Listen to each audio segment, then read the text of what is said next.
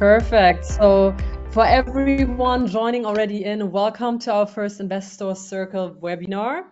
We really appreciate that you're taking the time and joining us to learn more about our Investor Circle and also about TheBlock. Before we kick off properly, please be with us. It's our first session, so if we have technical issues, we're not selling it on you. It's all on us. So really, please bear with us on that, and we're really glad to have you here in the session. So just a few words about myself. My name is Sarah Borgella. I'm board of advisors for investment and Investor Circle.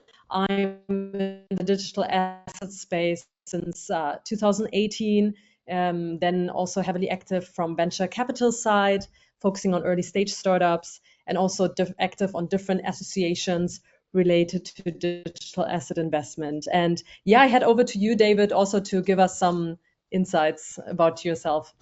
Sure, thanks, Sarah. Welcome, everyone. We're glad that you're here. My name is David Lukacs. I'm actually in Toronto, Canada. I'll be in Dubai later this week.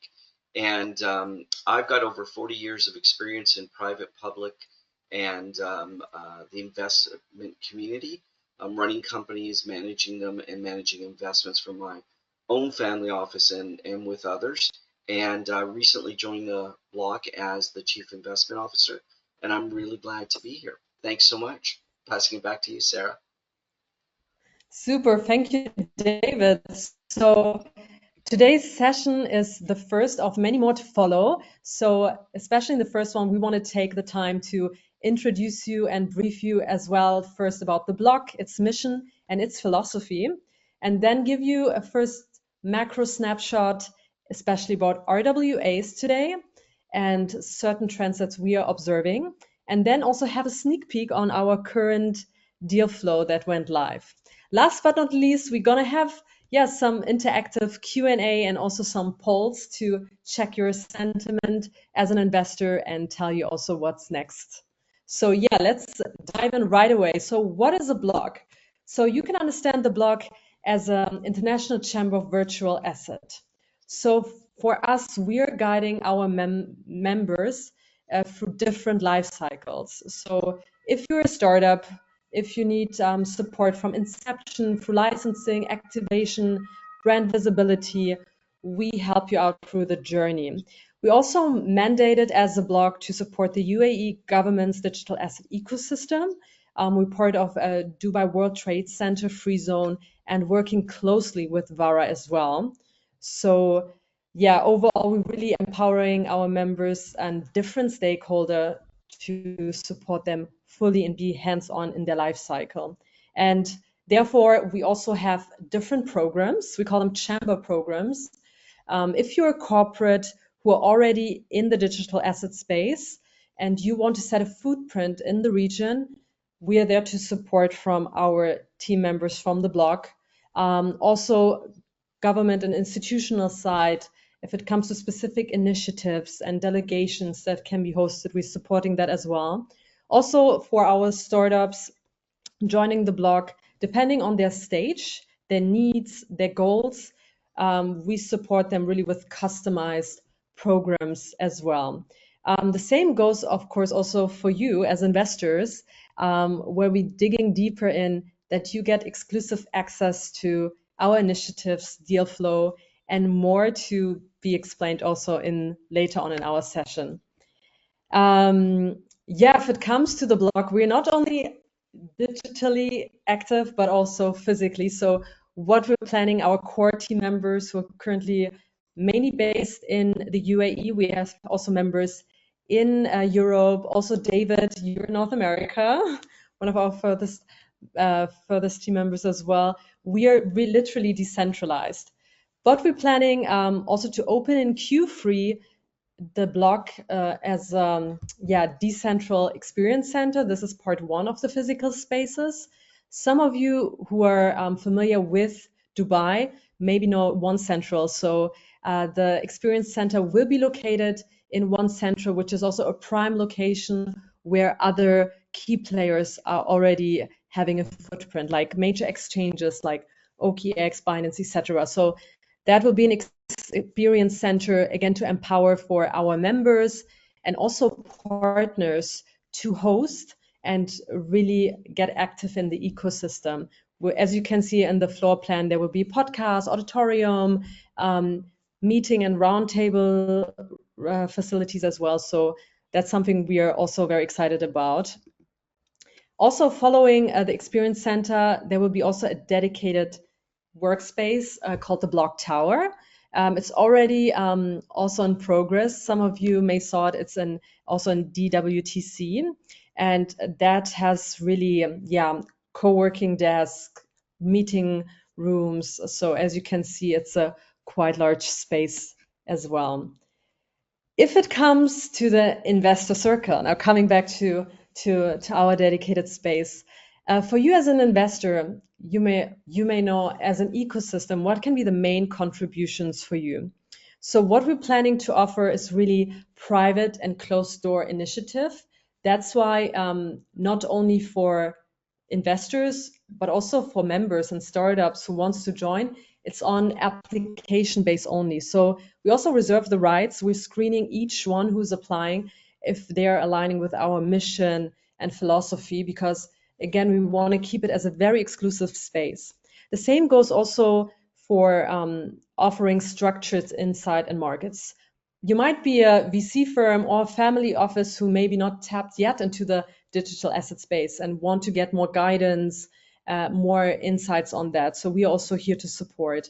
The same goes also for facilitating exclusive deal flow. And I think, David, we have a lot of exciting deals also in the pipeline, right? Exactly. And that's also something that we're excited about as well. For us, being and establishing the headquarter, TheBlock in UAE, is actually a strategic decision. As some of you know, like UAE itself, not only geographically, but also regulatory, is a very prime location when it comes to digital assets.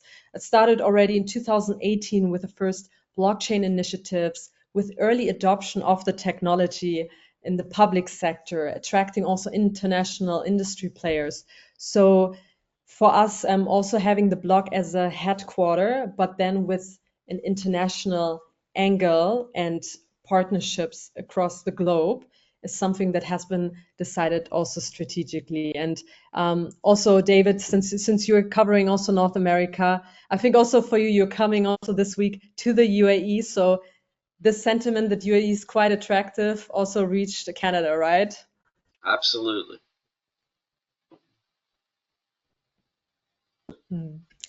No, super. And with that, I'm actually handing over now to going more into our macro snapshot. So I hand over to you when it comes to RWA and tokenization, David.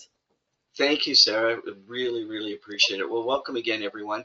At the end of the day, this is where the rubber hits the road for investors, right? We want to, as investors, we want to have access to deals. We want to have deals that are vetted. We want to know that somebody else has looked at things to a great extent before we've even seen it, and there is potentially contribution.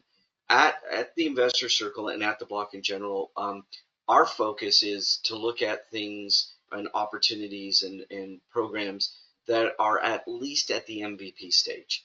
While we can work with early stage companies, I think it's really important for all of us to understand that we want to mentor early stage companies, but we really want to invest greatly knowing that a product has got some sort of traction. Now, some may differ in that philosophy or the investment thesis, but here we're really looking at organizations that have at least an MVP presence. It's important because we want to see great leadership, we want to see great management, we want to see great advisors, and we want to see a product that has had some traction and development.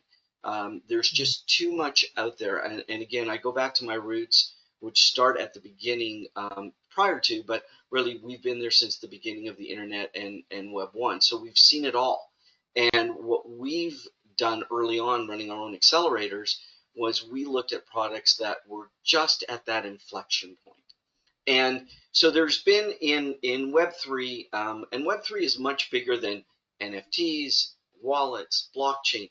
Web3 is the next philosophy of the internet. It really is the internet as it should have been. It's, we talk about zero knowledge proof and we talk about verification. I don't think that the framers of the internet really early on decided that it should be a free for all without any verification of a user. We want to know that users are real. We want to know that users are vetted. Many Web3 companies early on in their ICOs were relying on Web2 stats to ensure that Web that their Web3 product was working. So there was a lot of less than desirable users in that ecosystem. I think with the emergence of what's happening now with regulation coming into place, with the global landscape maturing, that we're starting to see a lot more opportunity in spaces where that are not just utility tokens, tokens that have some type of inherent value to the user's engagement, but we're starting to see real world assets or the tokenization of securities. And this is a really big opportunity.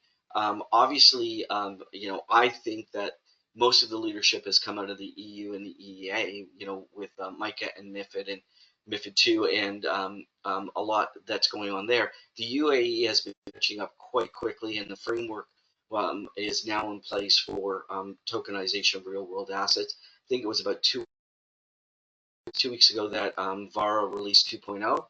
So I think it was around May 19th or May 26th. So there is a lot of development in that space. Singapore is a leader.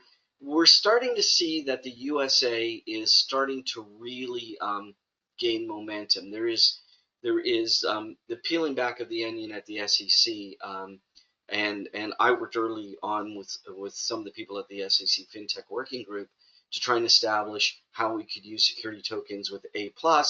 But for those that are familiar with the U.S., the 1933-34 Act is a little bit difficult to establish a token on top of that structure. But I think we're seeing that the U.S., especially with the current presidency, we're starting to see that that's changing. That will affect other countries. Canada is greatly affected by the U.S., and so are countries like the U.K. and Australia and a number of other countries that take their lead from the U.S. So we're seeing a big change in that. We're seeing also that people want to, and organizations want to establish a framework for real-world assets. We're seeing a lot in the world of real estate right off the bat. And real estate is easy to understand because I can see it. I know where it is. It's a physical item. But real estate, while its biggest benefits are location, location, location, it also suffers from the fact that it's location, location, location. Because if I'm in Canada, I really may not be able to appreciate real world assets in the real estate business in other countries because I'm just not locale enough. So we're now starting to see other real world assets start to come in play. And being in Canada, we're starting to see that a lot of organizations want to look at resources, traditional resources, and gold, which we'll talk about in a little while, seems to be one of the big up and coming opportunities.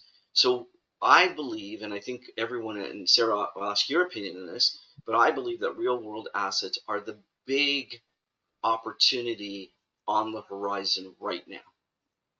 Would you agree? Definitely, especially as you mentioned, real estate, even financial products, they are now the key runner, but there's so much more potential. Yeah, and all are obviously affected by what happens in the blockchain. And I'd be remiss in not saying something about AI. And myself and my team were very fortunate. We developed an AI product that had over 200 million users in 2010. So we've been around the AI space. There was a lot of really quick movement in AI. Agentics is very, very hot right now. We're seeing AI progress into trading and commodities. So there's a lot of opportunity in AI, but AI has its issues as well. Just look up AI hallucinations, and we'll see that AI isn't perfect yet. But there is a lot of room in that space, but there is a lot of duplicity. Again, when you come to real world assets, the duplicity sort of disappears, right? A real estate building in a particular location, like One Central, is going to be that only property in that location. If you were to tokenize that, that would be the only thing in that issue. The other thing to keep in mind about real world assets, and I know I'm spending a little more time on this than some may want initially, but real world assets open up markets on a global basis. And the way I explained to somebody recently was, if I'm a public company in the Canadian marketplace, I'll just use Canada for the moment. If I want to trade on an exchange, I am limited because of securities regulations to only those people who can open an account in Canada. Same happens in the US and the same happens in other countries and regions. However, with RWA tokenization, we open to a larger audience and we open up to a more global perspective. So RWAs have the ability to still be secure and managed and follow regulations, but are available to a larger audience. And that's really the opportunity with Web3. Sarah, I think we can move on from there.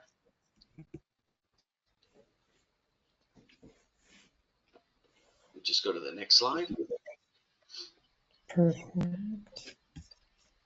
So we want to, yeah, okay, perfect. We want to talk about 3 opportunities that we have here that are at the block right now. Now, I want to be clear about this. As members of the Investor Circle, we want to see your deals as well. We're going to show you what we're working on right now in terms of what we have in partnership. However, it's really important to understand that as part of the Investor Circle, and again, we've offered complimentary membership. So to be part of the Investor Circle, all you have to do is qualify. But we want to bring you deals that we've already vetted, that we've reviewed, that we've spent time on. So we've done a lot of the heavy lifting before we even show it to you. Now, the other part of this is true too. If you're starting to work on deals where you need help, you need guidance, you need opportunity review, we're going to be here for you as well. But let me talk to you about a few deals that we have here, and I'm going to ask Sarah to also speak on them. This is Good Game.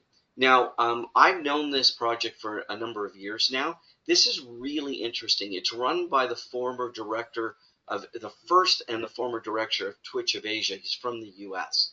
And what he realized was there was a gap in the gaming space. Not gaming itself, but a gap in the space. Good Game is not about the gaming industry. It's about gamers. This is really important. Gamers are first movers and cover every corner of Web3. They spend money. They're all about commerce. They consume content. If you have gamers in your house, and truth be known, I'm still a gamer, right? We spend money, we consume content, and we engage in community activities. We are the perfect Web3, active, engaged user. The gamers are the perfect. They are a cross section and represent everything that every consumer-based product on the internet wants. Bar none. Truly bar none.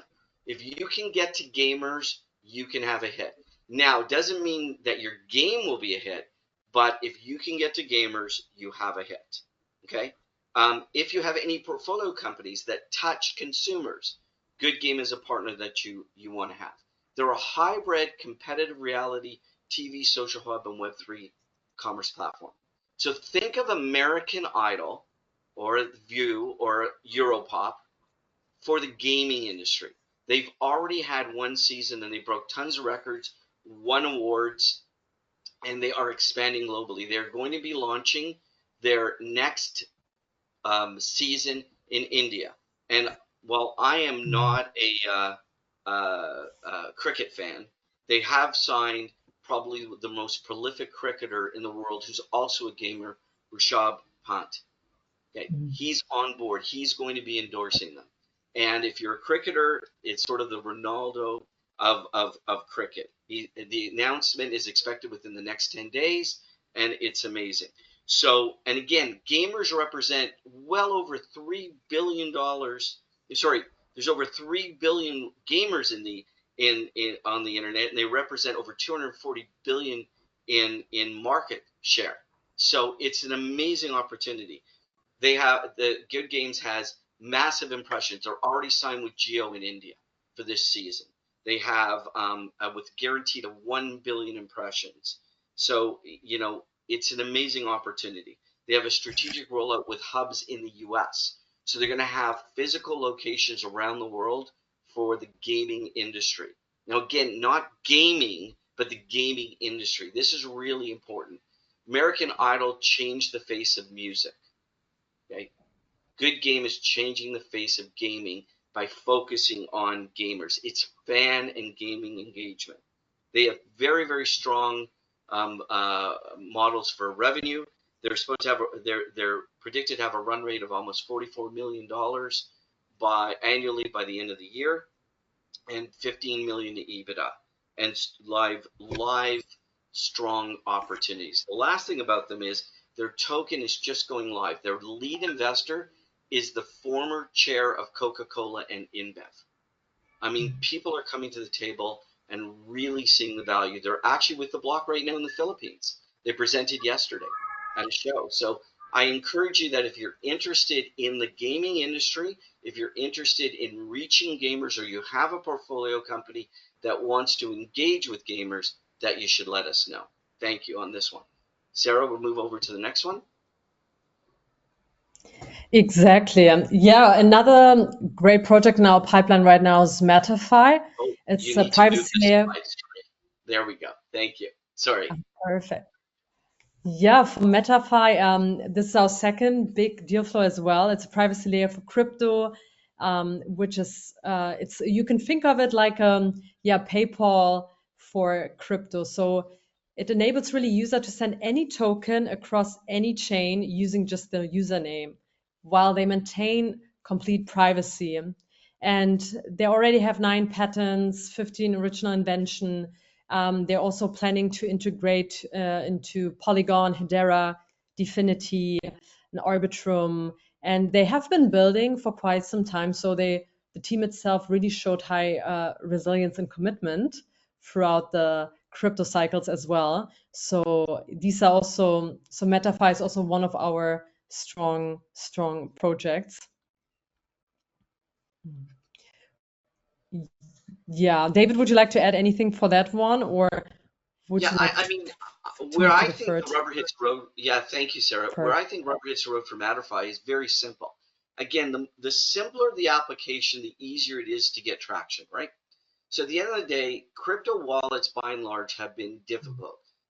You know, you need 15 word phrases. You need to remember, you know, your private key, your public key.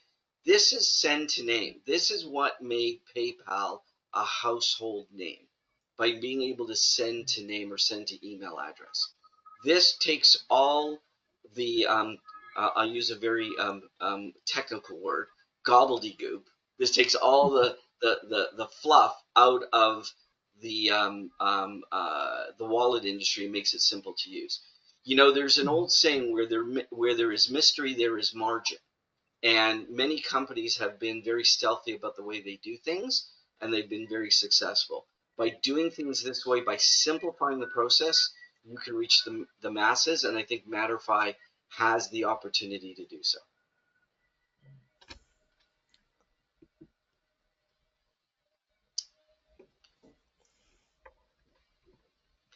I think we're and going to now we're move. coming.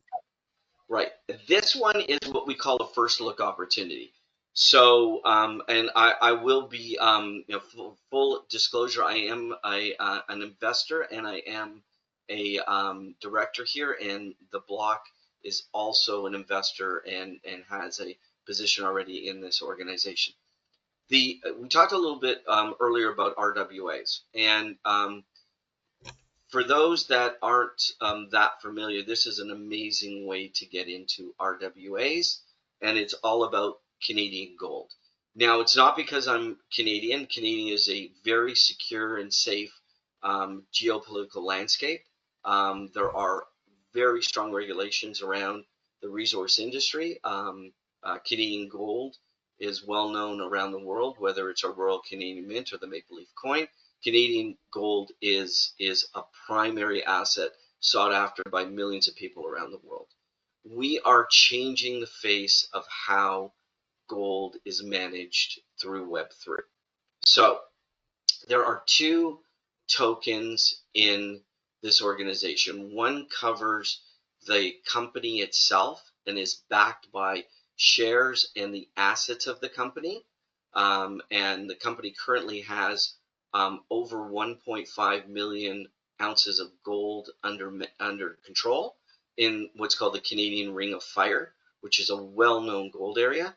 It also has a milling and processing facility, and it is currently engaging in streaming, royalty, and wholesale gold programs.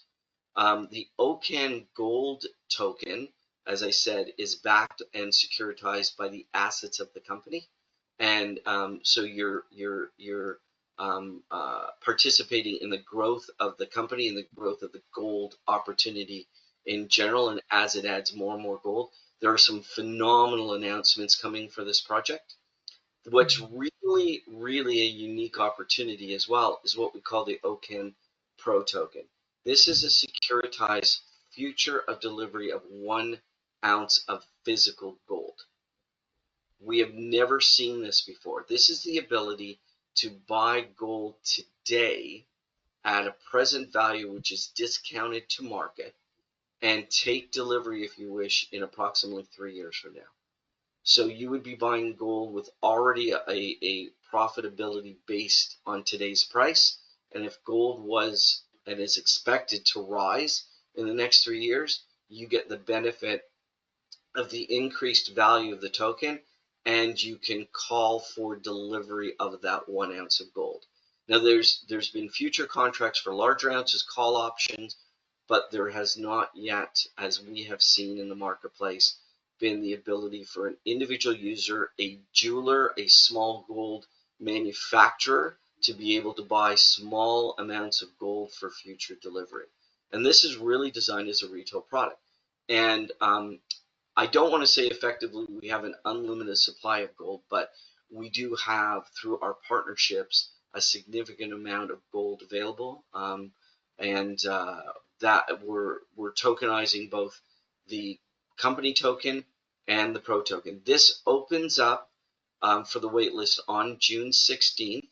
We already have major expressions of interest for this product, both from large investors, banks, and major exchanges. So that's one of the primary reasons I'm coming to Dubai this week. I'll only be there for a few days. And if anybody, under any circumstances, wishes to meet with me, even to discuss other opportunities with TheBlock, or they want to discuss OCAN or Good Game or Matterfy, I will make myself available to speak with people. Sarah, I think that sort of covers it all. No, great, David.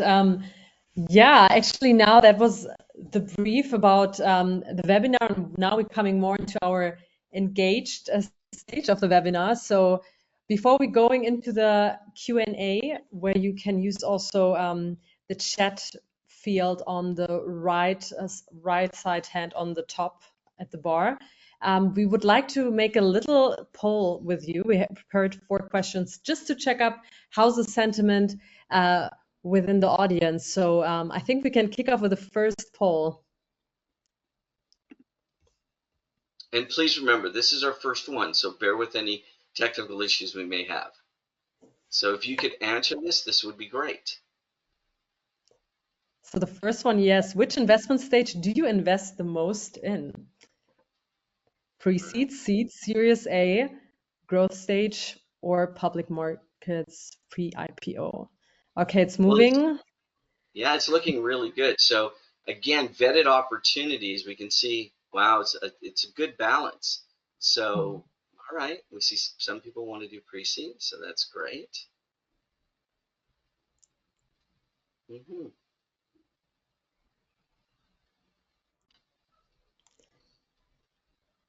It's great, yes. Seed round is a front runner.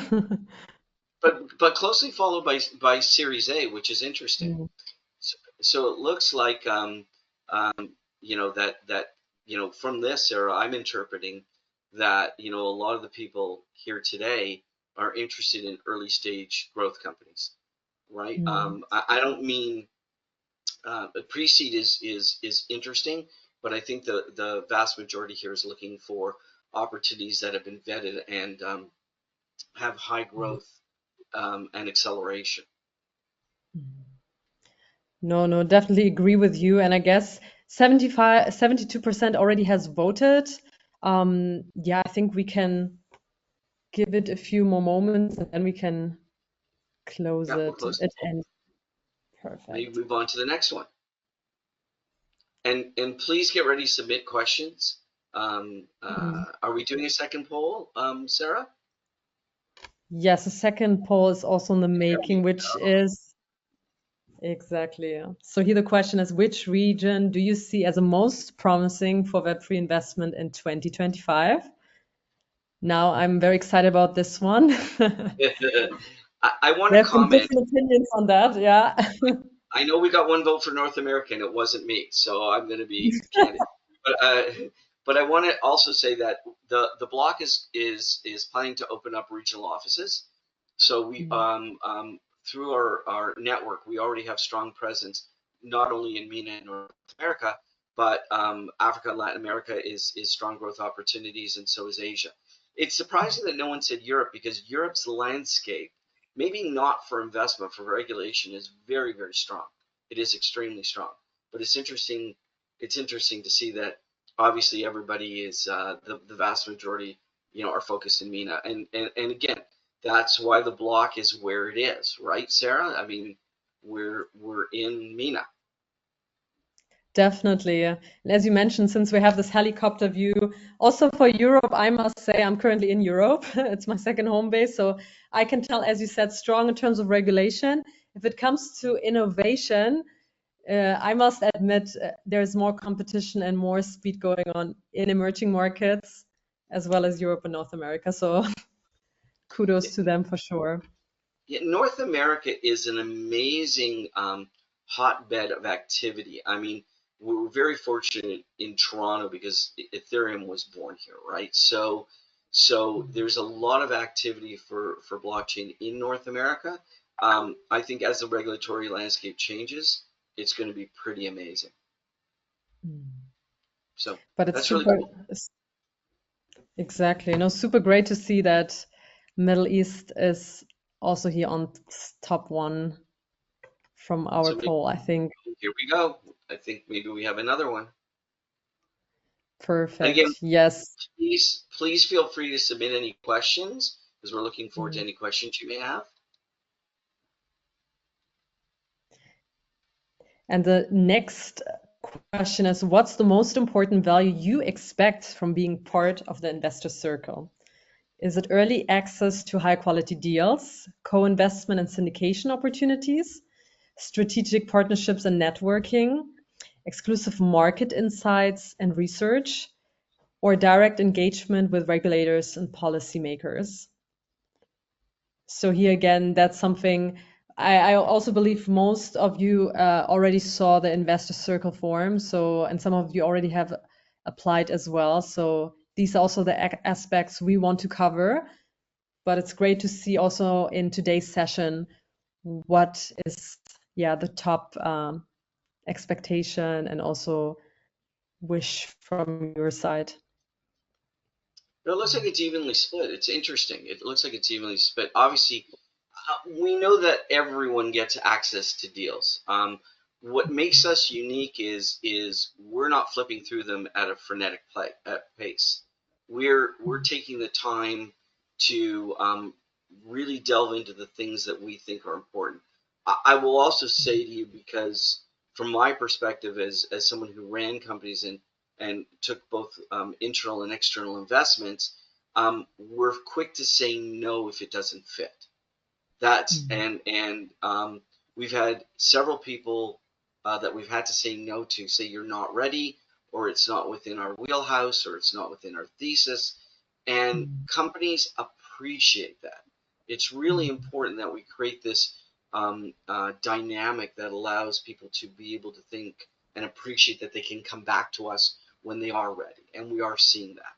So it's really interesting, Sarah. We're seeing access to deals and strategic partnerships and networking, and you know that's amazing. That is really amazing. Super great.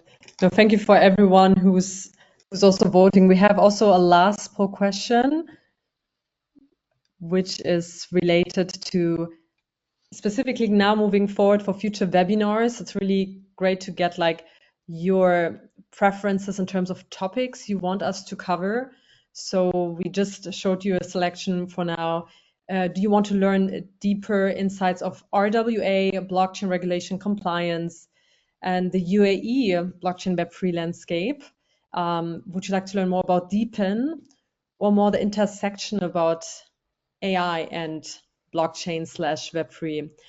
Also, what we are focusing on in the next sessions, also to bring guest speakers in, to have fireside chats, small panels. So that's something we have planned in the pipeline as well. So it's also great to learn from you from today. What is your preference? And we can already see, David, yeah, majority is really in the. Yeah. I, Mm, I don't think that was an educated guess that we'd be here. It's RWAs really for traditional investors. RWAs really form the foundation for the future, right? We'll make ourselves available if you want to talk more about RWAs. Feel free to reach out and we can set up a call individually. Again, Okan Gold is our first RWA, but we have a slew of things behind that are already lining up on the RWA front. And again, RWA also requires, in fairness, the not just understanding the securities locally, it's really understanding securities globally. It's a really understanding the global footprint of what can be done. So AI, again, not a far leap. We knew that AI would probably be second here, and mm, AI has an enormous opportunity to weave its way into every part of our daily existence. And whether I think we're going to see more AI in healthcare, um, I think that's going to be a huge opportunity, similar to what remote surgery was several years ago, where I think we're going to see it actually help that area dramatically, and a lot of research activities, because AI can access data faster than people can. So it's going to be really quite amazing on the research side what we're going to see. mm. But Sarah, again, this one is pretty. There you go. It's sort of real world assets are the secretariat of Web3. There you go. That's super. No, thanks also everyone for voting on that one. So based on that, we can structure also our next webinars and speakers as well. And with that, actually, we're heading over to the questions. So please feel free, as mentioned on the top right bar, you see a chat field with a question mark, and you can post your question there. Yeah, I mean, again, it's while we wait for any questions. Oh, okay, here we go. That was thank you. That's very. Oh yeah, thank you, thank you. Um, we do have a hand raised, and let's just see what that is. Perfect. Let me Um, catch. yeah. Should we catch the Oh, first one from oh, Aria? yeah, please. Yeah. I'm curious, how can portfolio companies benefit from the blocks program? David, do you want to kick this one off? Sure. So if you've got portfolio companies that it depends on where you are in cycle. Are you looking to raise capital for them? Do they need physical space, co-location space? Do they need assistance with regulatory opportunities? It really is a smorgasbord of what we can help with portfolio companies. We Do they need promotion? Do they need guidance and mentoring? That's where the block comes in. We can assist portfolio companies, and we may have network connections for them as well. So there may be opportunities where that even if they're looking to, let's say, list their token or jump on a launch pad, there may be opportunities. I think it's a very wide swath of, of engagement that we can support them with. Sarah, would you agree with that? No, definitely. This is something also where we want to really open the floor. You're coming in as investors, but when do you, wherever you see, even if you have international portfolio companies that want to step in a specific region, specifically in the UAE, we're really here to support. As mentioned also at the beginning, really, we are hands-on, depending really on the life cycle where the portfolio company is. Mm. So we've got Ria is got a question. How does the block's investor circle engage with regulation like VAR, and what is the roadmap in terms of expanding the global network? Sarah, is it okay if I start with that one? Yes. Sure. Mhm. So we already have a global network, so that's the easy part.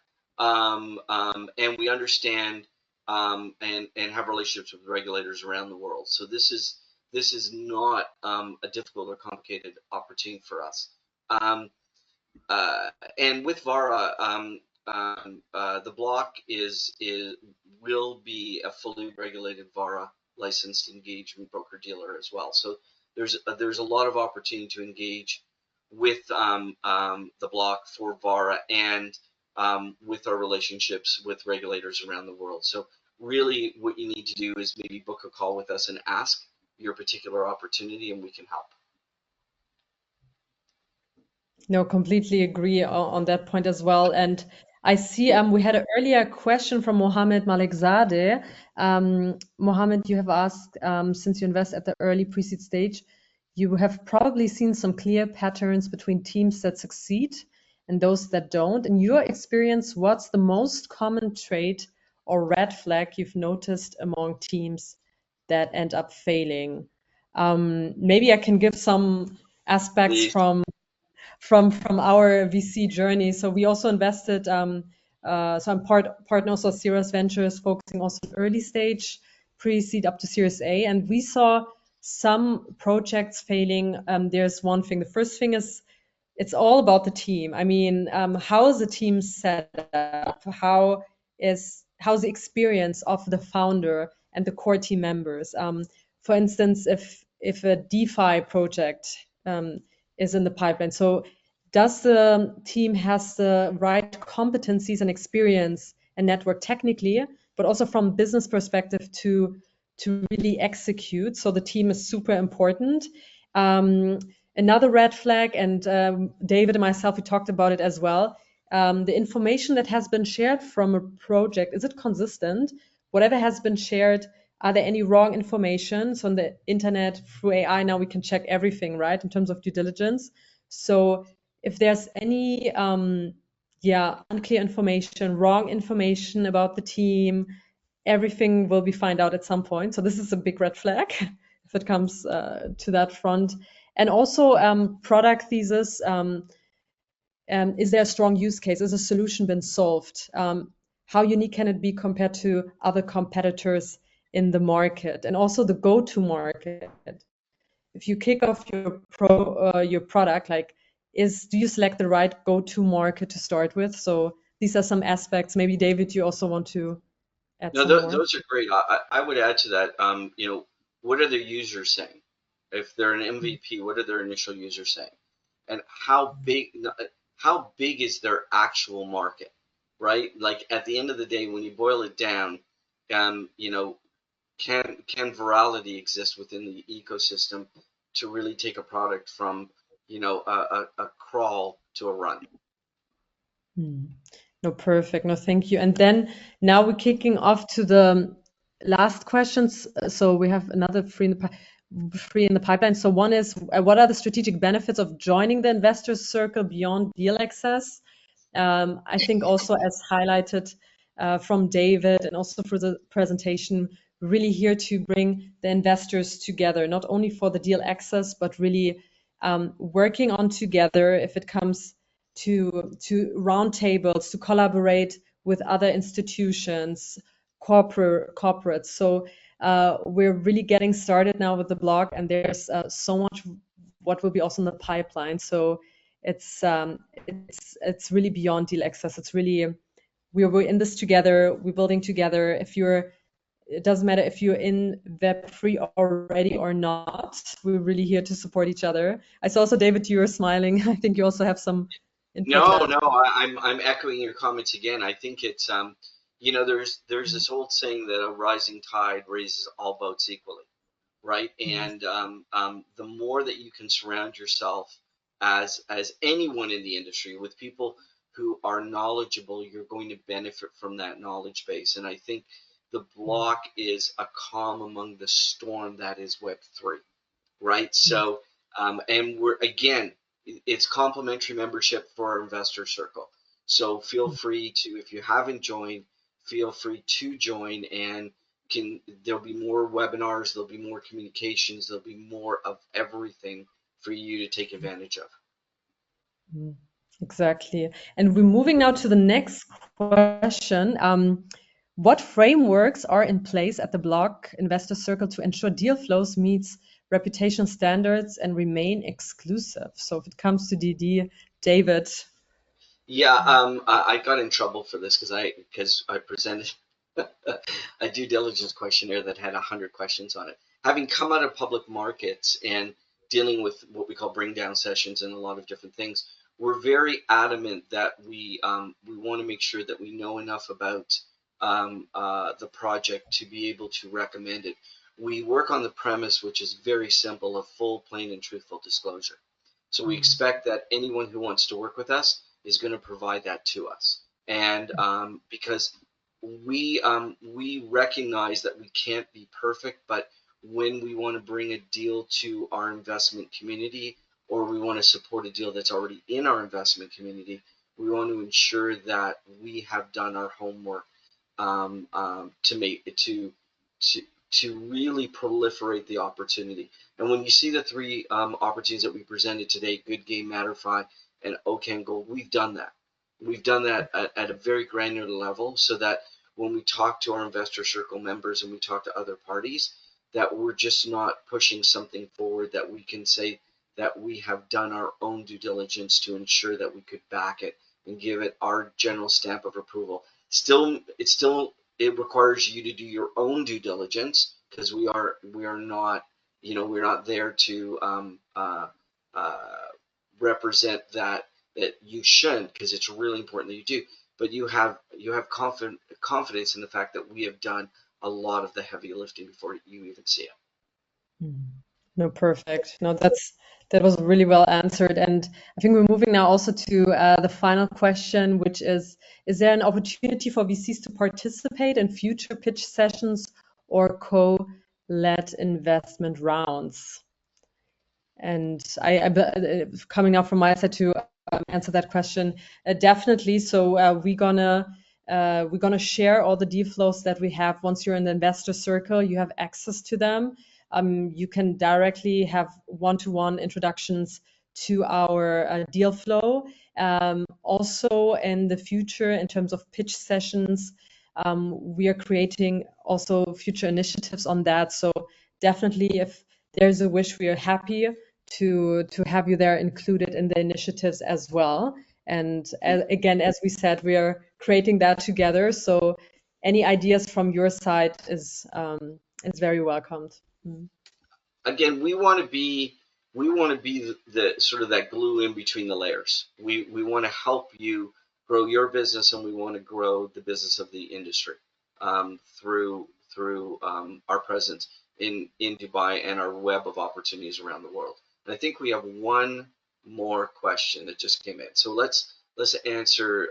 Is it Shashi's question? And you're from a different region. Is someone needs to get slash from network of art? I don't quite understand that. So I need to I think for art. Sorry, go ahead, Sarah. Please go ahead. Maybe it's related, like tokenizing art. Is that what you mean, Shashi? Yeah. So what I was going to say, tokenization is more of a science than it is an art. Utility tokens are more of an art than they are a science. They're less formulaic, and have to follow quote unquote a recipe.